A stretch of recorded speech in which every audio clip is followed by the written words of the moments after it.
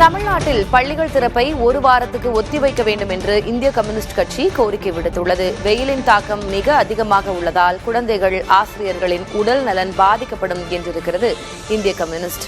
கோடை விடுமுறைக்கு பின் ஜூன் 1ஆம் தேதி பள்ளிகள் மீண்டும் திறக்கப்படும் என்று பள்ளிக் கல்வித்துறை அறிவித்துள்ளது. இந்நிலையில் ஒரு வாரத்திற்கு பள்ளிகள் திறப்பை ஒத்திவைக்க வேண்டும் என்று இந்திய கம்யூனிஸ்ட் கட்சி வலியுறுத்தியுள்ளது.